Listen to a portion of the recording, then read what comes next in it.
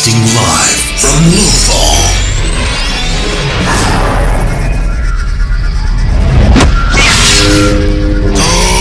Good morning, Lothal. It's the Unofficial Star Wars Rebels podcast. Hello, everyone, and welcome back once again to Good Morning Lothal, the Unofficial Star Wars Rebels podcast. I'm your host, Pete Salas, along with Rolando Zamora. How we doing, Rolly? I'm great. How about yourself, Pete? Man, I'm good. We got a hell of an episode today to talk about. You know, it was going to get me hyped up and excited, so... Yeah, for sure. And I know why, but we're not going to say just yet, but I know exactly why. Right, not just yet. Today, we're talking about Season 2, Episode 21. It's Part 1 of the Season 2 finale. It's called Twilight of the Apprentice, Part 1. But before we get into that, please, you know the drill. Like, share, subscribe, and rate. Also, find us on any podcast platform that you possibly listen to. Share it with a friend. All that good stuff. So, like I said, a hell of an episode. Can't wait to jump into it. But as always, we've got one segment to hit first, and it's called Rolly, What's Happening Around the Galaxy? Let's see what's happening this week in Star Wars. So after our big episode, after our big comeback last week, I realized quickly that there was a couple of things I didn't mention from Star Wars Celebration. So I'm going to do a little bit of cleanup this week and mention them. Okay. First and foremost, I know you guys are already aware. I'm sure you guys are as hyped as I am. But April 28th, Jedi Survivor, the sequel to Jedi Fallen Order, is dropping. I believe it's on all platforms except maybe the Switch, but yeah, this is the continuation of Cal Kestis' story from Jedi Fallen Order. If you haven't played it yet, do yourself a favor, go play it. The gameplay is phenomenal. I'm not one to play video games as much as I used to these days, but when I played that game, it was very, very easy for me to play and enjoy. It easily has to be like the best Star Wars game I had ever played up until that point. Oh, absolutely, man. I know that we talked about it sometime last year. I did go out and get it. Thankfully, the PlayStation 4 version was like marked down to like $10 or something like that. So it was a pretty good buy. But yeah, dude, I consider it like a live interactive movie. That's really all it is. And I kind of liken it to I don't know if you ever played the Ghostbusters video game. I'm a huge Ghostbusters on the original fan. Xbox. Yes. I remember that game actually. Yes. And that was basically part 3. That was basically a sequel. It was part 3. It was based on an unmade script that Dan Aykroyd wrote. So like it was perfect. Wow. Anyway, so I fast forward to this. This just totally feels like a straight right off of the movie that you can interact with. And the fact that they used a real actor as the mocap, character for Cal Kestis, it's perfect. So it's just like watching a movie that you're directing. And I feel like that's totally intentional. I forget the actor's last name, Cameron Monaghan, I believe. Yeah, I have to fully 100% believe that when they created the original Jedi Fallen Order, that there was intent to, hey, let's cast the real actor that we want portrayed as the depiction of Cal Kestis in this video game, because this is Star Wars. It's going to be part of the larger story. It's canon. Mm-hmm. So let's just basically say, if this is a success, let's have him play Cal Kestis so that he can play Cal Kestis in live action. Yeah. Right. I think it's totally going to come at some point. And for certain. Right. And they also hired an actor, A, who's a great actor, but B, more importantly, he's got like this youthful look to him. Like for the last 15 years that I've seen him on TV, he always looks the same. So it's perfect because he can jump right into any future, Disney Plus show or something like that. And he still looks like he would in the video game. So that's kind of perfect. Yeah, definitely. And the other thing from Celebration that I forgot to mention, and I'm kind of disappointed myself on this one that I forgot it, is Visions Season 2. And this is dropping on May the 4th, which everybody knows is Star Wars Day. So did you see the trailer for this, man? I have not seen it. I saw it in your notes, so I went looking for it right now on Disney Plus, and I just kind of found myself going down a wormhole of the first season, because I didn't watch the first season, and I'm gonna kind of blame you for that, because for a while you were my guru on Star Wars, and I came to you in our chat, and I was like, "Hey man, this Visions thing, like, do you think it's worth my time?" And you're like, "It's okay, it's all right." Like, you didn't really sell me on it. You didn't say you didn't like it, but you also didn't really sell me on it like you did Clone Wars or Rebels, so I just kind of skipped it. Yeah, I'm gonna be honest. Still to this day, I did not go back and finish it. I believe I saw the first 4 episodes. My deal is that I've never been a huge anime guy. Same. So as much as I loved some of the stories that they were telling, that was basically what kept it difficult for me to stay engaged and finish the series. But I highly recommend you watch the trailer for this one, because I'm not sure if it's strictly a Japanese animation type thing that's done in season 1, but this one is not. This is 9 episodes from animation studios from across the world. So there's some of the stuff in here. It looks phenomenal. There's one episode for sure that's being featured where it's like a 3D type animation similar to Clone Wars and Bad Batch and whatever. It just looks better than that. Oh wow. Yeah, I was like totally blown away. I know for certain I'm gonna watch this. I know there's no real continuity here from season 1 and season 2, so I may not go back and watch season 1. I kind of know where I stand with regards to that type of animation, but this one I'm definitely watching. It looks amazing, and if you guys haven't seen the trailer, I highly recommend that you check it out. If you're anything like me where anime is not your thing, don't be off put by Vision season 2. I think it's gonna be super worth the watch. Okay, then yeah, I'll definitely go and watch that. And I feel the same way about anime. I think we talked about that earlier when we were talking about the Studio Ghibli kind of crossover that they did. I'm not a huge fan of it. No disrespect to anybody who loves anime and lives and breathes anime, but it's not for me. So yeah, I'm kind of with you on that one. I'm learning to love it though. Recently, I started watching some of the Studio Ghibli stuff at a recommendation from a friend, so I'm warming up to it. It's just a totally different style that I've never been used to. You know what? I can't really say that. I remember watching like Voltron as a kid and just totally being blown away. So it's there. It just needs to get pulled out and adopted and loved for I agree what it is. I agree with you, and I think what it is, honestly, and this might be a controversial statement, but I think what it is, I don't like Dragon Ball Z. I've never liked it, so it's that style anime that I don't care for. So I guess that's pretty much why I've blanketed all of anime, and maybe unfairly, possibly, I don't know. Yeah, possibly. But hey, I think the huge thing that got overlooked at Celebration was the fact that May the 4th Be With You is coming up. We just got so overwhelmed with what's to come.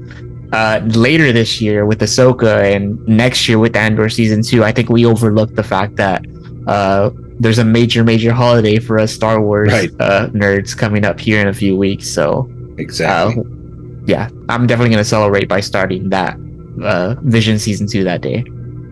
So there was one other thing that I forgot to mention on the last episode, since talking about my back surgery and whatnot. So I'm still in recovery right now. I'm getting better every day, so thank you. But I am walking with a cane, to kind of help stabilize me just a little bit. And for a little while, I was using one of those old grandpa canes that I had access to, like a straight up medical one. But I think that if I was going to end up using it, I had to get a little bit more my style. So I hope you can see this. This is my current cane right here. Ready for this? Oh my goodness. What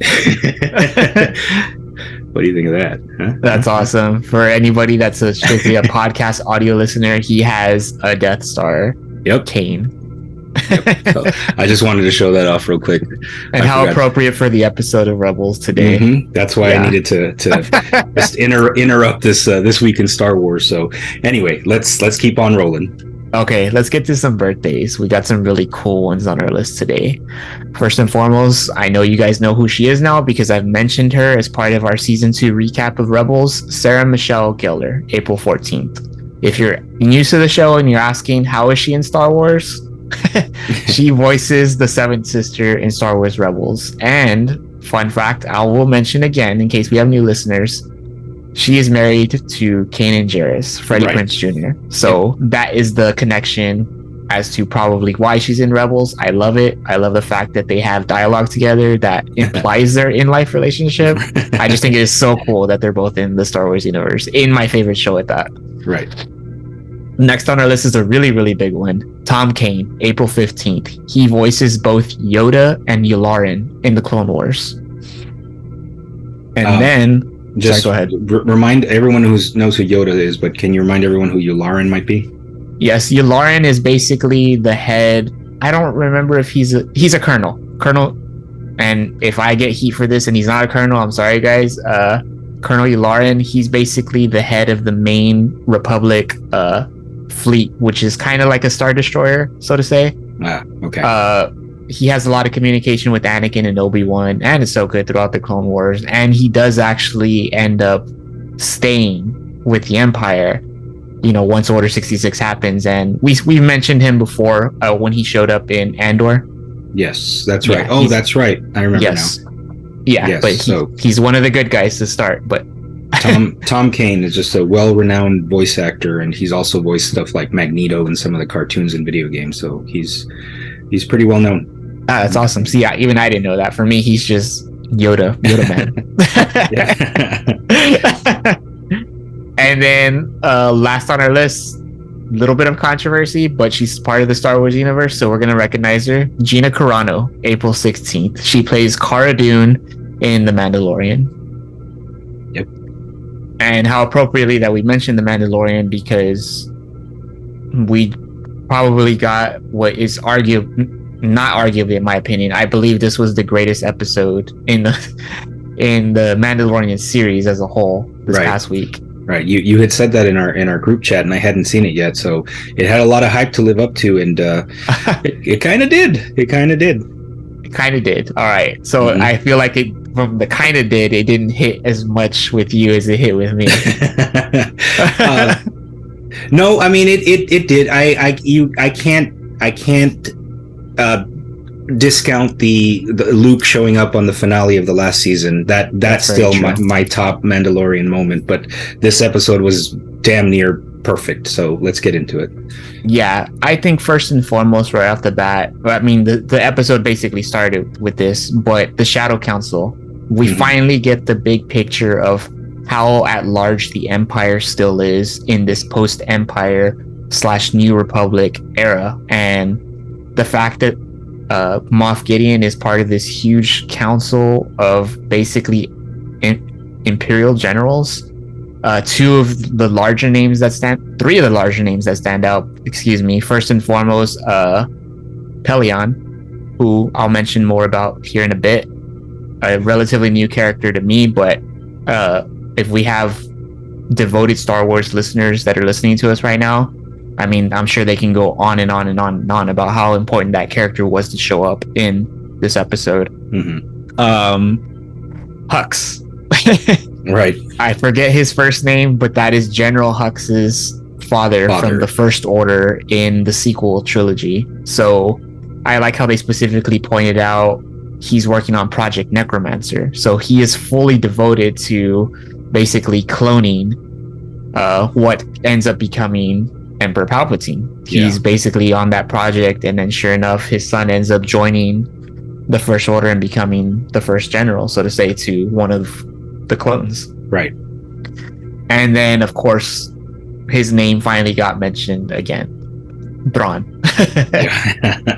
And that was exciting. Yeah. And what's really cool, Pete, and I think you're actually gonna really enjoy this part, is Pelion is Thrawn's first in command.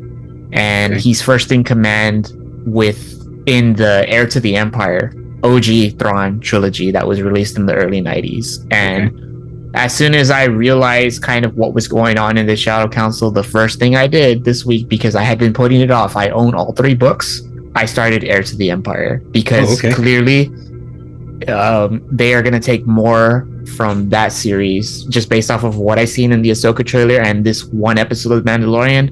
There's going to be heavy influence from that trilogy. And I know you mentioned to me that you had the books. do. I have 2 out of 3, so I need to get the third one.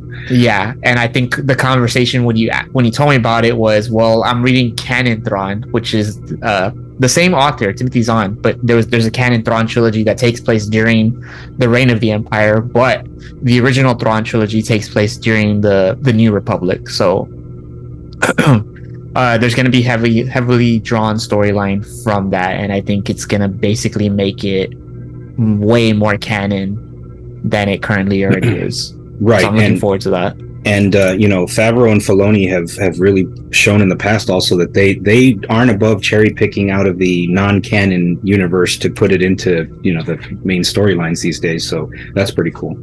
Yeah, absolutely. And then the next thing on our list, just to kind of push forward on the Mandalorian episode, because there's so much, IG-12, which is IG-11, but he's basically now a Jaeger. I think of like Pacific Rim, except our pilot is none other than Grogu. Yeah, as soon as I saw him get into get into the robot body, I was like, oh man, they just figured out another way to make a mint off of more action figures. Yes, exactly. More toys. I just loved how he totally embraced it, and right away he somehow knew there was a button for yes and no. So as soon as Din Djarin's like, get out of there, he hits the button for no.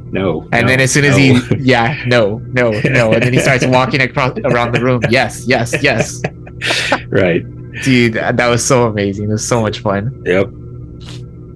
And then let's get into this. Moff Gideon shows up dressed in Mandalorian Beskar armor, but I think the thing that really hit home with the fans is that he has horns on his helmet. Yeah, that was badass. Yeah, so there's been a lot of speculation, particularly after this week on the internet, that the armor, people are speculating that the armor has been a traitor the whole time, that she's actually part of Death Watch.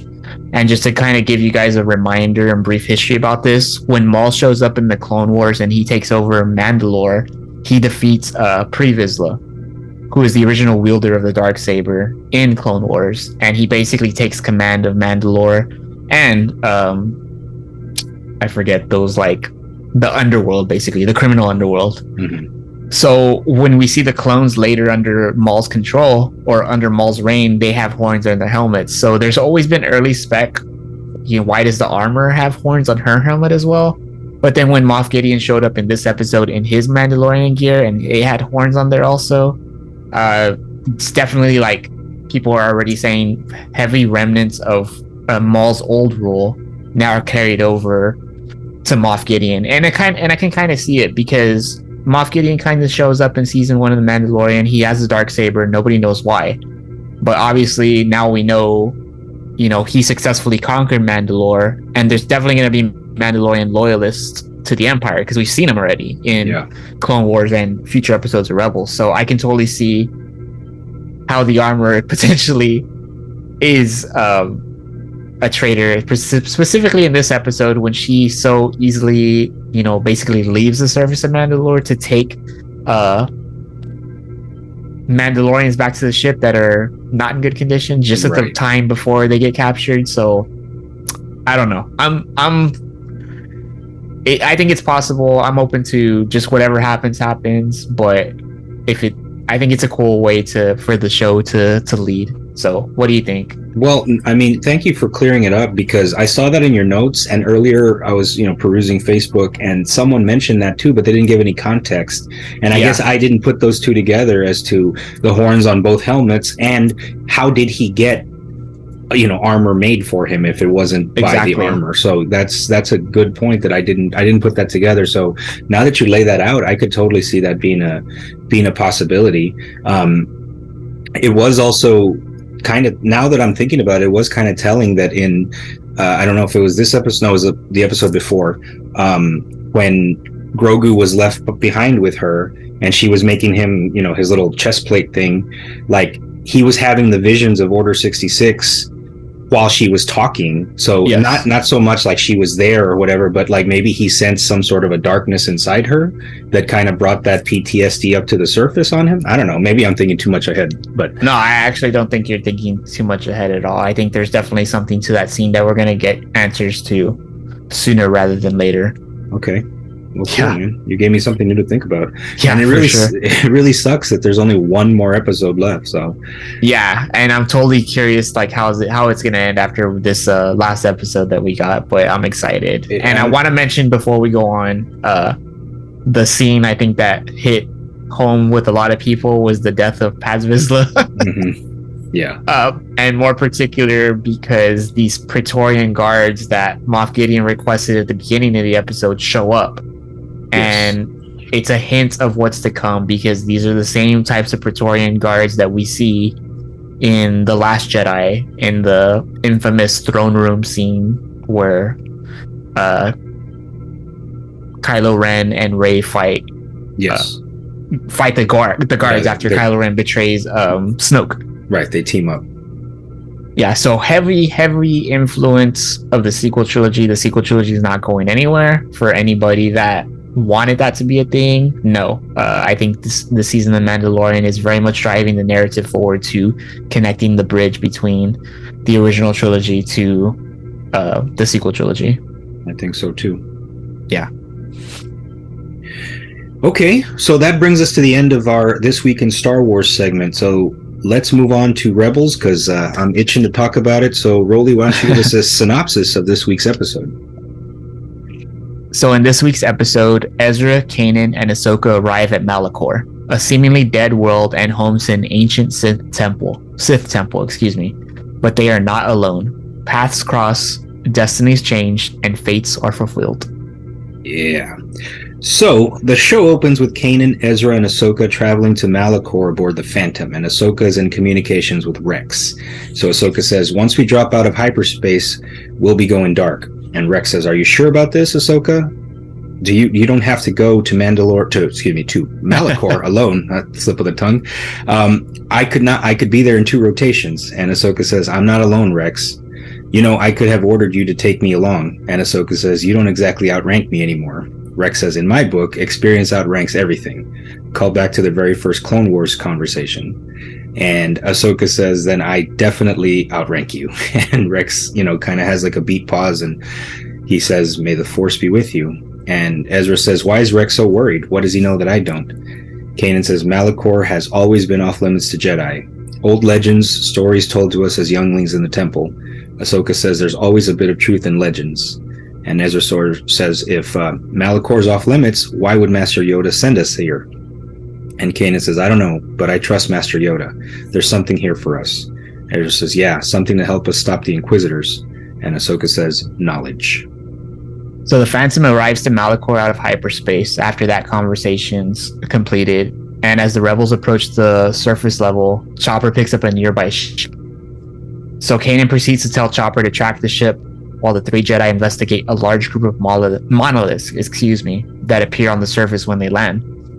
Ahsoka notices that the monoliths have inscriptions on them written in ancient tongue, probably Sith tongue, we kind of already know what's happening here based off of the synopsis.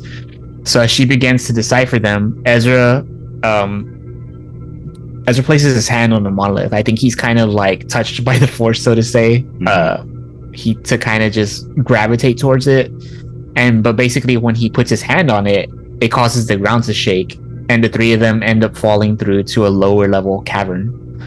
So when they recover from their fall, they notice a large structure in front of them, which Ahsoka immediately identifies as a Sith temple. And this is really cool because this is the first time in Star Wars that we've seen this. I believe the Jedi Temple on Lothal was the first Jedi Temple that we truly saw in Star Wars, period. So I thought it was really cool that now we're touching on a Sith one. Right. So the Jedi end up making their way towards the Sith Temple as Ezra asks Ahsoka about their mission. And Ezra says, I bet whatever we're looking for is inside that temple. And Kanan responds, it seems likely. Just remember, if there's a ship, we're not alone down here. And Ezra says, Ahsoka, you said we're here to find knowledge. What kind of knowledge? And Ahsoka says, the forbidden kind. To defeat your enemy, you have to understand them. And Kanan says, well, there's no better place to learn about the Sith, I guess. So as they walk towards the temple, the three stumble upon an old battlefield full of statuesque remains and lightsabers. Ezra proceeds to ignite one of the sabers, and this is a really cool scene because the saber he picks up has the hilt similar to Kylo Ren's. Right. Yeah, so it's got that I was cross gonna, guard. Yes. Right. I was going to ask you, did this come out before the sequels? Man, that's a good question. Because I thought it did. I mean, so that was my first thought on watching this today, was like, did they take that from Rebels and give that to Kylo? I mean, it is a good question. It's worth looking up. So let me do that while you keep going. Yeah, my gut instinct is that the Force Awakens came out first, because Rebels, if you remember, is part of Disney Star Wars, so they're very close to each other. But I'll continue this part until you find it. So basically, he picks up that saber, again, similar to Kylo Ren's, but it quickly deignites because it's old, it's ancient. It's basically an artifact at this point. It had no juice left in the tank, so to say. Right. So Ahsoka tells the pair that there was a battle thousands of years ago on Malachor, where Jedi attacked the Sith temple. And Ezra asks Ahsoka who won, but she responds that based on what they're looking at, nobody won. So while conversing with Kanan, Ezra notices one of the statues moving as it proceeds to attack them. The statue then ignites his red double-bladed saber, revealing himself as an Inquisitor, who we find out is the eighth brother. During the fight, the Inquisitor throws explosives at them, causing another cavern to reveal itself below, of which Ezra falls through. Ezra tells Kanan and Ahsoka that he's okay, and he advises them to continue their pursuit of the Inquisitor as he can manage on his own. Right, and just real quick, Force Awakens came out December 2015. This episode of Rebels hit TV on March of 2016. So yes, Force Awakens came out first. The Force Awakens came out 8 years ago? Dude. Yeah, crazy, right? Crazy. Can we slow down time? Because I think it's moving a little too quick. I remember that like it was yesterday. Same here. So getting back to Rebels. While in the cavern, Ezra is approached by a shadowy figure in the form of an old man. The old man says, "I know where you are. You're with me." And Ezra draws his saber because he's scared. Like this old guy who, if you're watching the show, you already know who it is. Mm-hmm. He approaches him out of the shadows. And the old man says, "Please put your weapon away. I mean you no harm." And I thought it was a really cool line because this old man approaches Ezra. He has a walking stick. Mm-hmm. Again, reference to two things. Pete's walking stick that he just showed us. But also Yoda's walking stick of when Luke first meets Yoda in The Empire Strikes Back on Dagobah. It was the exact same line. Please put your weapon away. I mean you no harm. Very true. I did not pick up on that. Good job. Thanks. So Ezra says, "Stay back. I'm warning you, old man." And the old man says, "Forgive me. It's just I've been alone for so long. It's been years since I've spoken to anyone." And Ezra says, "You live here alone in the dark?" And the old man says, "Not by choice. My ship crashed. I'm trapped, marooned. I've had to scrounge and scrape to survive." And Ezra says, "Look, I'm sorry, okay? I wish I could help you, but I have to get back to my friends." And the old man says, "Well, perhaps I can help you." And Ezra says, "I doubt that." And the old man says, "Why are you here?" Ezra responds, "I'm not going to tell you that." And the old man proceeds to read Ezra and says, "You came for the same reason I did years ago. You seek knowledge." Ezra says, "It's in the temple, isn't it?" And the old man responds, "And I know the secret way to get inside, but I'm too old. I need help to open the door." Ezra says, "What's inside?" And the old man responds, "Help me and find out. Call me Old Master." At which point Ezra introduces himself as his old alias from that we've heard in Rebels. He calls himself Jabba. Mm-hmm. So as the episode continues, back on the surface, Ahsoka and Kanan continue their pursuit of the Inquisitor they just encountered. The Inquisitor basically hightailed it. He saw that he was outmatched. He took off because he needs support. So as they're pursuing him, Kanan states that he's never had an Inquisitor run from him, and Ahsoka suggests that it was probably because he's outnumbered, while Kanan responds that the Inquisitor did seem surprised and that he doesn't think he was looking for them, so hinting he's looking at somebody else that is there that they did not expect to encounter. So Chopper contacts Kanan and tells him that he's located the ship, at which Kanan responds for Chopper to go find that ship and not let the Inquisitor take off. So back in the lower level caverns, Ezra and the old man, or as we know him now at this point, the old master, continue their journey to the Sith temple. And Ezra says, how much further? And the old master says, you worry about your friends? Ezra says, they need my help. And the master says, yes, and with good reason. The Inquisitor is powerful. Ezra says, wait, you know about the Inquisitor? The master says, he is my enemy. All Inquisitors and their masters are my enemies. Ezra asks him, were you a Jedi? And the master says, no, but I was once a Force wielder long ago. Long ago. Ezra says, then you're a Sith? And the master says, the Sith. The Sith took everything from me, ripped me from my mother's arms, murdered my brother, used me as a weapon, and then cast me aside, abandoned me. Once I had power, now I have nothing.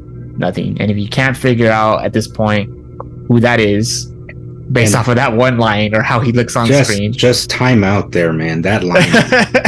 God, that line was powerful. It gave me goosebumps, and just it was. Anyway, you know how much I love this character, but yeah, talk about a recap from Clone Wars, just summed up so perfectly for this character in one line, right? Mm-hmm. So Ezra says, I know how you feel. The Empire. It took me away from my home and my mother and my father. I just said it. The master says, and you want revenge. And Ezra says, I want justice. And the master says, yes, and you shall have it, for I have discovered the key. Ezra says, the key to what? And the master says, the key to destroying the Sith. The temple holds secrets of the Sith, secrets that have been buried with the dead for thousands of years. Ezra says, and you'll share this knowledge with me? And the master says, yes, of course I will. So back on the surface, getting back to the fight between the Inquisitor and the rebels, Chopper flies into the Inquisitor's TIE fighter while being approached by the Inquisitor, who is trying to escape. Chopper ends up taking control of the TIE fighter, while the Inquisitor is also blocked in by Ahsoka and Kanan, so he basically has nowhere to run at this point. Chopper, so cleverly and craftily, I don't think that's a word, I think I just invented that. Chopper jumps into the ship and he mans the cannons, takes control of blasters, and proceeds to disable the Inquisitor from his saber. And this allows Ahsoka and Kanan to take the 8th brother prisoner. So getting back to Ezra and the old master, they approach the temple. And the master says, a place of worship for some, to others an engine of destruction, but at its heart, our prize. And Ezra says, well, how do we get in? And the master says, 2 must lift these stones, no more, no less. That is the way of the Sith. And obviously he is referencing the rule of 2, which basically states there can never be more than 2 Sith at one time. A master to hone the power, and an apprentice to seek the power. Ezra says, you seem to know an awful lot about him. And the master says, to defeat your enemy, you must know your enemy, even practice their beliefs. And Ezra says, yeah, my master wouldn't approve of that last part. And the master says, then he is doomed to fail. Now, young Jedi, help me. So at this point, Ezra proceeds to help the master force lift a series of stones that are in front of them, guarding the temple. And it's kind of cool because it's like stone after stone after stone. It's putting Ezra to the test to see basically if in this old master's opinion, if he is worthy of being a Sith. He's basically converting him, or attempting to convert him on the spot by channeling his emotions and his aggressions to be able to unlock this Sith temple. And right. He kind of starts getting that rise out of him as they're doing it. Ezra is saying, I can't, it's too heavy. And the master says, your anger is your wellspring, you must use it. And Ezra responds, but a Jedi is never supposed to act out of emotion. And the master says, your passions give you strength, and through strength you gain power. You have seen it, you feel it, you must break your chains. Ezra says, how many of these things are there? And the master says, unless you take risk, do what must be done, there will always be limits to your abilities. Seize the knowledge, seize the power, do not become like me, Jabba. And Ezra kind of like is totally bought into him at this point, because he proceeds to reveal himself. That he tells him, my name's Ezra, my real name. And the master says, real name? Yes, I once had a real name, so long ago, I don't remember. Now I am just called Maul. So this is the part where we finally officially reveal that Darth Maul is this old master that, right, for very obvious reasons that don't have to be said, he is seeking knowledge and power from this Sith temple to regain at least some of what he used to be, until he was casted aside by Emperor Palpatine Right. based off of the entire, point of the prequel trilogy. Now, I just want to point out I just want to ask you to go back, whoever's watching, and just look at this. Ever since we see him in this episode as the old man who approaches him, he's talking different when he first is in a hood. He's in a darker shadow. Like it's almost like over the course of the last couple minutes to this point where he reveals himself as Maul, like he just keeps coming out of it's hard to explain. I noticed it because when he first started talking, I was like, that doesn't sound like the Maul I remember from Clone Wars, and I know it's voiced by the same guy, Corey Burton, right? No. Sam Witwer. I'm sorry, I got that wrong.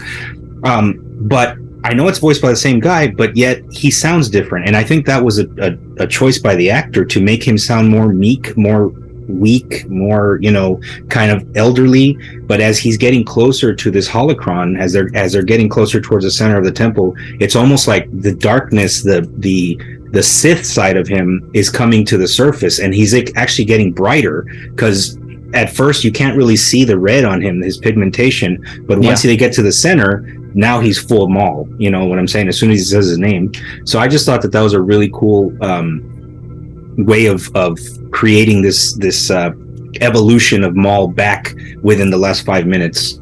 But you know how I always pick out these little moments. No, that's definitely a great way of putting it. I couldn't have said it better myself. I know that he gave the portrayal of him being old. Maul is old in this at this point in time, guys, but he's not without power. So that it was definitely on purpose on Maul's part to deceive Ezra and help him, guide him to the temple to unlock it and find the holocron. Right. So back on the surface, Kanan and Ahsoka interrogate the eighth brother. This being the fourth Inquisitor that Kanan and his companions have encountered, Kanan asks the Inquisitor whether there are more like him, with the eighth brother responding that there were more than enough to handle them. And the Inquisitor tells Kanan and Ahsoka that he is hunting a shadow on Malachor. This is an obvious reference to Maul. So back in the temple, Maul leads Ezra to the center of the temple, where they find a Sith holocron. And this is cool because this is the first time now we see a Sith holocron. We got a Jedi holocron for the first time in season 1 of Rebels, and now we get the Sith holocron. So Maul says, "Behold the key," and Ezra says, "It's a holocron." And Maul, confused, says, "You know of them?" And Ezra says, "Yeah, my master has one, but it's different." And Maul responds, "Because this is a Sith holocron, one that holds all their secrets." And Ezra says, "Well, how do we get to it then?" He says this because basically there's a large chasm that's separating where they're standing from the holocron. So it kind of reminded me of The Last Crusade, Indiana Jones. I knew you were where he has to take a leap of faith. Yeah. And I'm sure it was intentional, but it's basically the same thing. He has to take a leap of faith to reach the holocron. Right. The way that it happens, though, is quite funny. So getting back to the dialogue, Ezra says, "Well, how do we get to it then?" And Maul says, "It is a test. Only someone with the courage to risk oblivion is worthy to claim it." Very similar to Last Crusade. Mm-hmm. What really threw me for a loop is Ezra basically investigates the chasm for a whole 2 seconds and then immediately jumps to it, and he's like, "Just throw me then." Yeah, throw me. He's like, "I'll jump and then you use the Force to throw me." My master and I do it all the time. Well, a few times anyway. So as hurtful as it is to see Ezra being deceived by the dark side, I couldn't help but laugh how quickly he was to just come up with the most unsafe plan to reach the holocron. Right. But hey, I mean they're force wielders, right? So confidence is strong with that one. Mm-hmm. So Maul force throws Ezra over the chasm, separating them from the holocron, and Ezra makes the leap successfully. He reaches the holocron, and without hesitation, he just takes it. And that reminds me of the Raiders of the Lost Ark. How he kind of just takes the golden statue at the very beginning. Yeah, okay, a lot of Indiana Jones references. So when he does this, again, similar to the movie I just referenced, the temple begins to open as Ezra ascends on the holocron platform. It's the same thing. The ground starts shaking. The Sith temple basically begins to come to life. At the advice of Maul, he Maul tells Ezra to leap down back towards him, since the temple's basically becoming unstable and out of control. At which point Ezra does. Back on the surface, Kanan and Ahsoka take notice of the temple coming alive as well, and they take the eighth brother with them to go find Ezra, because Kanan at this point knows, I don't know what's happening, but Ezra has to be involved with it because he's a troublemaker. So while they're being distracted by the temple, we see the Inquisitor use his wrist communicator to call for help without Kanan or Ahsoka noticing. And obviously he's probably calling the help of the other Inquisitors, because sure enough, they show up soon after, and it's the seventh sister and the fifth brother. They arrive and they free the eighth brother, and they begin engaging in combat against Ahsoka and Kanan. I found it interesting that, have we ever seen an Inquisitor use their lightsaber as like a helicopter propeller kind of a thing? Yeah, I think they've had already done it earlier in the season. That's kind of like probably the only thing that I've ever disliked about Rebels, and that's probably why I didn't mention it on our show before. I think it's a little corny, but okay, all right. I guess if I saw it in an earlier episode, it didn't trigger me to be like, wow, that was kind of corny. But yeah, that's exactly what it reminded me of, the penguin from Batman Returns when he just flies away. Yeah, I remember when I first started watching Rebels, I thought that for whatever reason, it's like it spins, it's like a helicopter, and then sure enough, they go into helicopter mode, and I was like, oh god, like why did that happen? But it is what it is. I'm sure if they could go back and redo it, they might change it. But I don't think I've ever met anybody that thought that was cool, or I've seen anybody mention online that thought it was cool. Okay, but the show's so great, it overlooks it. Right, I can say that much. Okay, so Ezra and Maul approach the door while Ezra focuses on how to unlock the Sith holocron, and Ezra says, "How do you open this?" And Maul says, "One must be a Sith or think like one, but it has its other uses. Give it to me, I'll show you." So Maul takes the holocron from Ezra, and he inserts it into like a key slot next to that door, and the door begins to open. And Maul says, Sith holocrons are keys that can open many doors, quite literally in this sense. Right. But he is talking very much figuratively.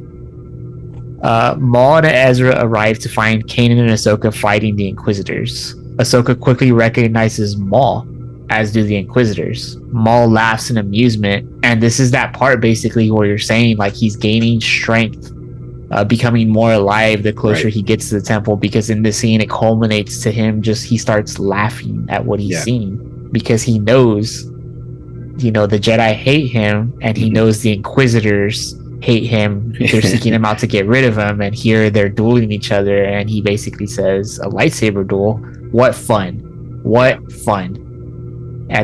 And that's how this half of the season finale ends. Yeah, man, I was stoked. I really wanted to keep watching the second part, but I'll save it. I'll save it for next week.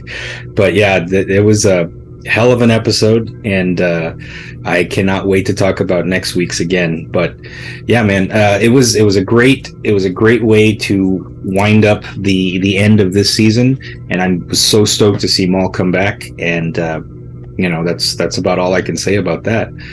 What do you think?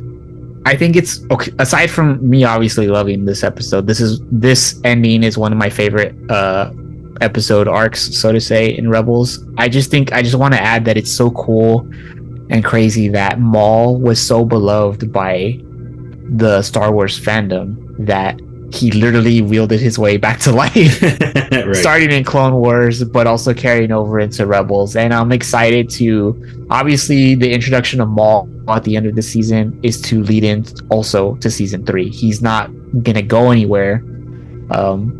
We're going to get more of him, and he has a great part to play, in Rebels, but also for his personal story and his vendetta that we find out against. He's had the vendetta since Clone Wars, so it's not a spoiler. He's seeking to get his revenge on Kenobi.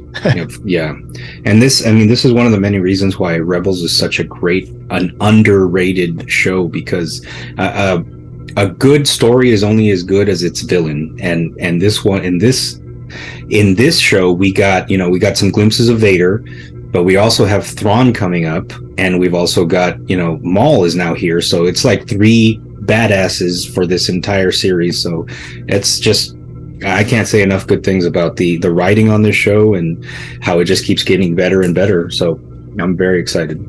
Yeah, and I mean, if you guys are keeping up with Star Wars Celebration, the Ahsoka trailer, you know, at this point, if you don't realize how important Rebels is to Star Wars, I've been preaching it. I'm glad to all my friends, including Pete, that have, you know, kind of taken me up on the, you know, Rebels is a great show. Don't overlook it just because I know you're going to enjoy Clone Wars that much.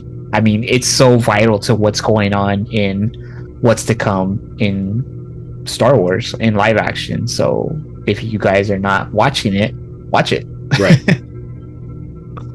Okay, well, I guess that brings us to the end of our episode today. And next week, we're going to be talking about Season 2, Episode 22. It's called Twilight of the Apprentice Part 2. It is the official final episode of Season 2. So very much look forward to jumping into that. But that's going to have to wait till next week. So, Rolly, any closing comments? We're back. We're recording again. I'm glad you're healthy, Pete, or getting better as each day passes by. So I just want to say thanks again to you and to all our listeners out there. Thanks for being patient with us. Absolutely. So thank you guys again. And any questions, comments, concerns, please drop them in the chat. Send us a message. Send us anything you want. And we will look at it and take it into consideration. So, like I said, next episode will be episode 22, the last episode of season 2. But until then, this has been your host, Pete Salas, along with Rolando Zamora, saying, may the force be with you always. Goodbye from Lothal.